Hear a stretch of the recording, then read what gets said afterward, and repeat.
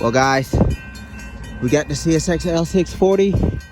You see smoke? That's nothing but it's cold out here. You can see my breath. Something smells like sewage and it stinks. And guys, my hip hurts really bad, so I have a flashing green down in Java, so I know he's probably waiting on 30.